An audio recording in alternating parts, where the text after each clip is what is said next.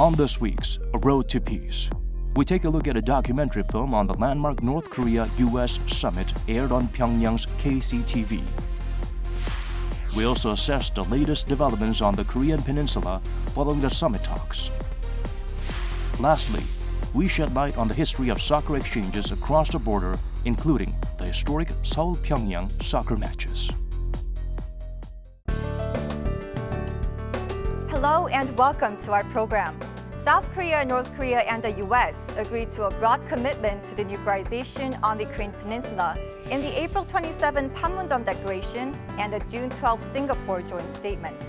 As the 68th anniversary of the Korean War on June 25 nears, the three countries are taking follow-up actions to deliver on their promises. On this week's A Road to Peace, we discuss where peace-building efforts on the peninsula stands now. But first off, we will shed light on North Korean culture and society reflected in the country's broadcasts. Here's a clip from North Korea's KCTV from a couple of days ago. Let's take a look. 조선노동당 위원장이시며 조선민주주의인민공화국 국무위원회 위원장이시며 조선인민군 최고사령관이신 우리 당과 국가 군대의 최고領導자 김정은 동지께서 조미 순회 상봉과 회담이 개최되는 싱가포르 공화국을 방문하시기 위하여 6월 10일 오전 평양 국제 비행장에 나오셨습니다. 경야는 최고領導자 동지께서 타신 중국 전용기가 싱가포르 장이 국제 비행장에 착륙했습니다. 최고領導자 동지께서는 전용기에서 내리시어 영접 나온 싱가포르 정부 간부들과 따뜻한 인사를 나누셨습니다.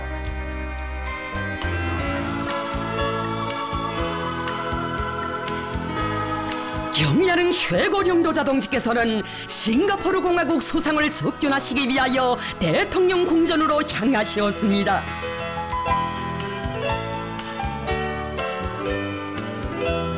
비범한 정치 실력으로 복잡다단한 국제정치 정세를 주도해 나가시는 경야는 최고領導자 동지에 대한 흠모의 마음을 안고 모여온 사람들로 인산인해를 이룬 거리들. 수많은 외국 수반들이 이 나라를 방문했지만 이렇듯 온 거리가 환영의 열파로 물결쳐 본 적은 싱가포르 역사에 일찍이 없었습니다. 최고領導자 동지께서는 수행한 간부들에게 반만년 민족사와 세계 정치사에 일찍이 있어본 적이 없는 조미 순회 상봉과 회담의 중요성과 의의에 대하여 다시금 강조하시면서 역사상 처음으로 마련된 이번 만남이 훌륭한 결실로 이루어지게 될 것이라고 말씀하셨습니다. 세계적으로 이름 높은 마리나 베이 샌즈 건물의 지붕 위에 위치한 스카이파크 공원도 찾으신 경야는 최고領導자 동지. 전망대에 오르시어 시내의 야경을 부감하시었습니다. 싱가포르가 듣던 바대로 깨끗하고 아름다우며 건물마다 특색이 있다고 하시면서 최고領導자 동지께서는 앞으로 여러 분야에서 귀국의 훌륭한 지식과 경험들을 많이 배우려 한다고 말씀하셨습니다. 깊은 밤 너무도 뜻밖의 최고領導자 동지를 뵙게 된 싱가포르 인민들은 뜨거운 존경과 흠모의 마음을 안고 열광적으로 환영했습니다. 이어 경야는 최고領導자 동지께서는 싱가포르 항도 참관하셨습니다. 세계에서 가장 분망한 항구로 이름을 날리고 있는 싱가포르 항. 세계에 530개의 항로가 지나가는 길목이며 700여 개의 항구와 연결되어 있는 이 항구는 화물 취급 능력에서 세계적 수준의 큰 항구입니다. 항구를 돌아보시면서 최고領導자 동지께서는 항구 지역이 하나의 큰 도시를 방불케 한다고 오늘 참관을 통하여 싱가포르의 경제적 잠재력과 발전상을 잘 알게 되었다고 하시며 이번에 귀국에 대한 훌륭한 인상을 가지게 된다고 말씀하셨습니다. For today's discussion, we're joined by Professor Kim Tae-wan of the Korea National Diplomatic Academy. Thank you for joining us today. Thank you very much for having me today. So, Professor, we just saw the North Korea-US summit air on KCTV, and it it has the chronicle of Kim Jong-un's visit to Singapore. It also has some unseen footages of him, leaving the Pyongyang International Airport and also even staying at a hotel. It also shows him getting a tour of Singapore on the night before the summit. Do you have any thoughts on what you thought of this? There's one thing pops up to my mind, which is a new source of political legitimation. Well, I believe that for the past 2 decades or so, there has been a silent double transformation within North Korea. First of all, at the regime level, from socialism to a de facto dynastic regime. On the societal level, from socialist economy to de facto market economy through spontaneous marketization from below. But we all know that the latter part, spontaneous marketization, although contributed a lot to North Korean economy, but then it is over and beyond form and tight grip of North Korean political regime. And also, for the past 7 years since Chairman Kim Jong-un's ascent to power, the North Korean nuclear arsenal has been the single most important source of political legitimacy as what they call the jeweled sword of historical justice. But then now situation has changed a lot. We are in the midst of talking a lot about North Korean denuclearization and peace regime on the Korean Peninsula, which means that North Korea definitely needs a new source or sources of political legitimation. To Singapore, what kind of a country is Singapore? As one of the 4 Asian tigers, the tremendous economic development and growth has been achieved. The economic development in Singapore has been under firm government control, which is a state-led model of economic development. That means that Singapore, although it's quite democratic regime, although it's flawed democracy, but then Singapore could be a very important foreign showcase of economic growth and development for North Korea. 경의하는 최고령도 자동직께서는 현지 시간으로 오전 8시 10분 숙소를 떠나시어 회담장인 싱가포르 센토사 섬의 카펠라 호텔에 도착하셨습니다. 미국 합중국 대통령 도널드 J. 트럼프와 역사적인 첫 상봉을 하셨습니다.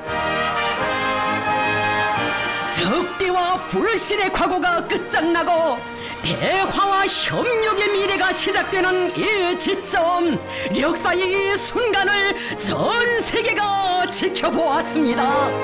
회담에서는 새로운 조미관계 수립과 조선반도에서의 항구적이며 공고한 평화체제 구축에 관한 문제들에 대한 포괄적이며 심도 있는 논의가 진행되었습니다. 미 합중국 트럼프 대통령은 이번 순회 회담이 조미관계 개선으로 이어지리라는 확신을 표명하면서 경의하는 최고령도자 동지께서 올해 초부터 취하신 주동적이며 평화애호적인 조치에 의하여 불과 몇 달 전까지만 해도 군사적 충돌의 위험이 극도에 달했던 조선반도와 지역의 평화와 안정의 분위기가 도래하게 되었다고 평가했습니다. 경의하는 최고령도자 동지께서는 트럼프 대통령이 제기한 미군 유골 발굴 및 송환 문제를 즉석에서 수락하시고 이를 조속히 해결하기 위한 대책을 세울 것이라고 말씀하셨습니다. 조선반도에서 항구적이며 공고한 평화체제를 수립하는 것이 지역과 세계 평화와 안전보장에 중요한 우위를 가진다고 하시면서 당면에서 상대방을 자극하고 적대시하는 군사행동들을 중지하는 영단부터 내려야 한다고 말씀하셨습니다. 조미 최고 순회들께서는 조선반도의 평화와 안정, 조선반도의 비핵화를 일으켜 나가는 과정에서 단계별 동시행동 원칙을 준수하는 것이 중요하다는 데 대하여 인식을 같이 하셨습니다. 경의하는 최고령도자 동지와 트럼프 대통령이 공동성명 서명식장에 들어서셨습니다. 오늘 과거를 덮고 새로운 출발을 알리는 역사적인 공동성명에 서명하게 된다고 하시면서 세계는 중대한 큰 변화를 목격하게 될 것이라고 말씀하셨습니다. 최고령도자 동지께서는 환송 나온 싱가포르 간부들과 따뜻한 작별 인사를 나누시고 전용기에 오르셨습니다.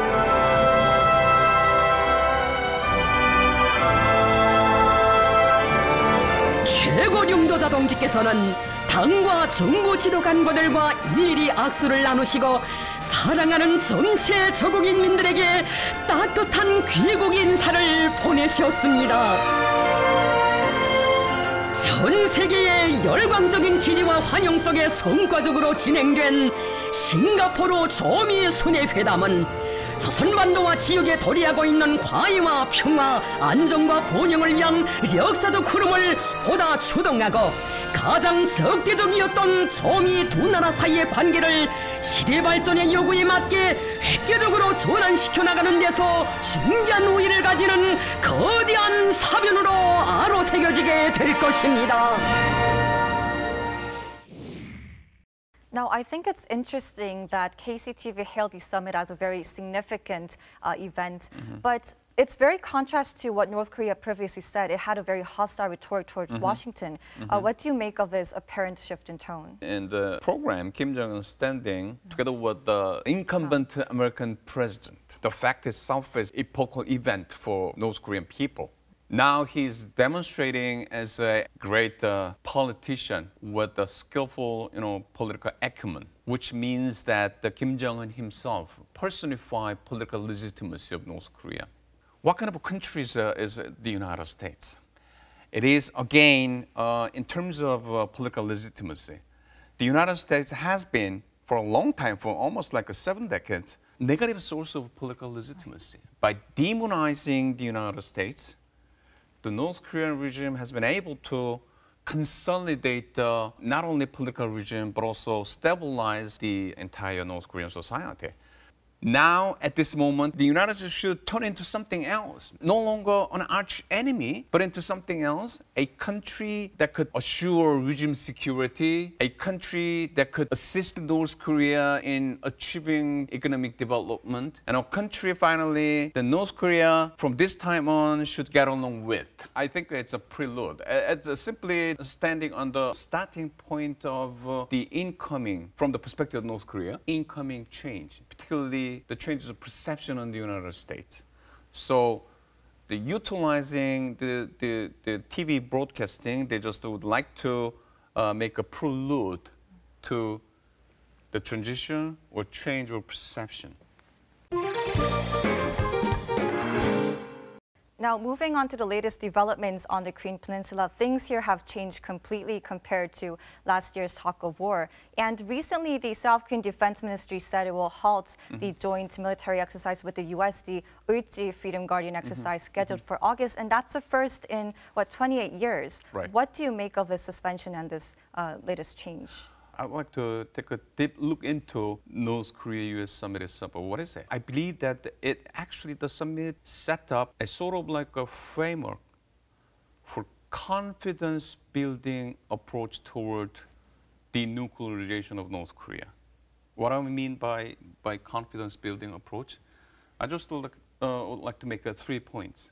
The first point is that a compromise emerged through the summit between the so-called Big Bang approach and North Korea's phased and synchronized approach. Many people before the summit were so much concerned because the discrepancy between two approaches of the two countries is so huge. But then we have a compromised approach, something in between, still in quite a vague term. The goal is set up, the complete denuclearization of the Korean Peninsula. But then it's going to take a path of phased approach, but not the phased approach advocated by North Korea. North Korea, by phased and synchronized approach, in each phase, when they accomplish something, then must be rewarded by the United States. But there's no such a thing like a phased reward. In that sense, it's different from the original North Korean phased and synchronized approach. The second point is that both parties recognize denuclearization not as a precondition, but an outcome of an improved U.S.-North Korea relationship. Third point is more, clear, which is clearly written in the joint statement of the summit. It says that both parties recognize the mutual confidence building can promote the denuclearization. Based on those 3 points, I label the summit as setting a framework for confidence-building approach to denuclearization of the Korean Peninsula. Then the suspension of joint military exercises is simply a confidence-building measure. Well, now it seems like it's North Korea's turn to keep up its end of the bargain. What kind of actions will the North take after the suspension of the military drills? The North Korea should react appropriately. If we look into a series of actions and reactions, North Korea started the de facto moratorium on nuclear missile tests, and they formalized the moratorium actually in April in the Central Committee meeting, the explosion of Punggye nuclear test site. President Trump, in his press conference, after summit press conference, that Chairman Kim Jong-un promised to close down the missile engine test site. So the series of action and reaction that I believe has already started. The ball is now in the North Korea's courtyard. So what kind of action will they take? I don't know. Some appropriate reactions. Otherwise, the virtual circle might be damaged. The most probable, highly likely action will be the closing down of the missile engine test site, as promised to Mr. Trump. Now, there were expectations that Kim and Trump would maybe declare an end to the Korean War while they were in Singapore, but that didn't happen. But recently, South Korean Foreign Minister Kang Kyung-hwa said that the government hopes to achieve it by the end of this year. Do you think the process could maybe be speed up? The virtual circle, how well and smoothly the virtual circle will proceed from this time on. The expectation is high, but then the thing is that it must be fulfilled. Having said that, joint declaration of an end to the Korean War, I think this is very important. Not only critical as a symbol for the path toward peace on the Korean Peninsula, but no less importantly than that, the declaration might play the role of getting the straitjacket. All the parties involved, South Korea, North Korea, the United States, even including China, all those stakeholders getting the straitjacket off the collective psychological mentality of confrontational relations, adversarial relations. I think it's very important. I mean that it's also important on the practical level of getting the implementation process on and forward toward the eventual denuclearization and the firm settlement of a peace regime on the Korean Peninsula. So, seen from that perspective, expectation of the process to declaration, I cannot overemphasize the importance of speeding up the process, but then at the same time, it really depends on the action for action virtual circle confidence. It must be accompanied by confidence building. So we should actually strike a balance between the fast speed, our psychological yearning for fast achievement, and then action for action implementation. Professor Kim, thank you so much for sharing your insights with us today. Thank you very much. I really enjoyed it. The two Koreas held inter-Korean sports talks on June 18th. They agreed to hold a joint basketball game, one in Pyongyang in July and another one in Seoul during the fall. There's nothing like sports that breaks barriers and brings people together. It's not the first time the two Koreas had sports exchanges. Why don't we take a look at a short clip? With the 2018 World Cup kicking off in Russia, the world is caught up in the excitement of soccer. As the saying goes, sports have no borders. Soccer, one of the most popular sports globally, has brought countries together regardless of politics or ideologies. South and North Korea were no exception. In a series of inter-Korean sports talks held ahead of the 1990 Beijing Asian Games, the two sides agreed to organize inter-Korean unification football matches. In October the same year, the South-North matches were held in Seoul and Pyongyang. In 1991, South and North Korea fielded a unified Korean team at the FIFA World Youth Championship in Portugal, a first in soccer history. We sat down with Park Chun, a former defender who represented a unified Korea at the 1991 championship, to talk about what he recalls from the major breakthrough in inter-Korean soccer exchanges. 그때가 제가 대학교 2학년 때일 겁니다. 그 단일팀이 된다는 소식을 듣고 좀 얼떨떨했습니다. 그리고 과연 이 짧은 시간 안에 한 팀이 되어가지고 경기에 나가서 어떤 성적을 낼지는 아무도 장담을 할 수 없었기 때문에 좀 복잡한 심정이었죠. 당시 상황에서는. The joint team reached the quarterfinals against all expectations. Despite limited time for training, the players pulled off the seemingly impossible feat. 8강은 기적과도 같은 건데 서로 빨리 알아가기 위해서 잦은 왕래가 좀 많았었죠. 예, 편하게 좀 지내고 그렇게 했기 때문에 서로에 대해서 알아갔기 때문에 서로의 빈자리를 많이 채워주지 않았나.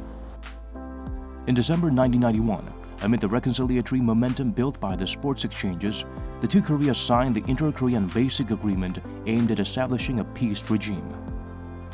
South-North soccer exchanges, which have been heavily influenced by the political climate, are now seeing new opportunities thanks to a rapid thaw in inter-Korean ties. Building on the peace momentum created by the Pyeongchang Winter Olympics and the landmark Inter-Korean Summit, the two Koreas held bilateral sports talks on June 18. The two sides agreed to march together under the Korean unified flag for the opening and closing ceremonies of the Asian Games in August and host inter-Korean basketball games in Pyongyang and Seoul. 남북과의 물꼬를 계기가 된 것은 실제의 사실이고 앞으로도 길잡이 역할을 한다는 생각으로 이렇게 인원해 나가도록 합시다.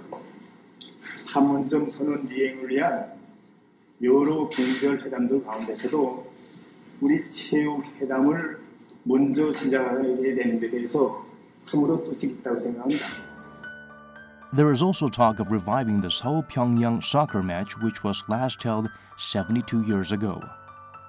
Soccer teams representing Seoul and Pyongyang played regular matches, as the two cities took turns to host them until 1946.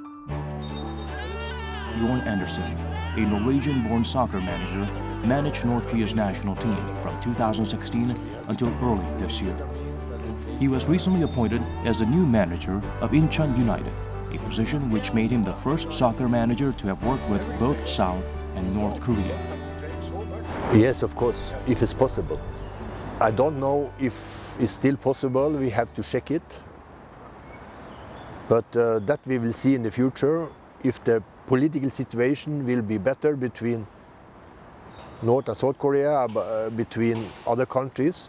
I think North Korea will open a little bit, and then there will be possibility that some North Korean player can come to South Korea and play here, or maybe later South Korean player can go to North Korea to play there. In a meeting with FIFA President Gianni Infantino last year, President Moon Jae-in proposed hosting the World Cup in 2030 by forming a regional bloc with other Northeast Asian countries, including North Korea. 축구가 우리 남북 간의 평화에도 과거에 많은 기여를 한 바가 있었습니다. The two Koreas are witnessing a turning point in soccer exchanges amid ongoing peace efforts. I think and I hope, especially football, can build bridges between North and South Korea, and that North Korea can have good relationship again to South Korea, and maybe later the countries will be coming together. I think it will need some time more, but I hope and I think sport can be the reason, or football or other things can be the reason to do that. Hopefully, there will be more chances to see a unified Korean team at international soccer matches and other sporting events. This is all we have for you today. We'll be back next week. Thank you for watching.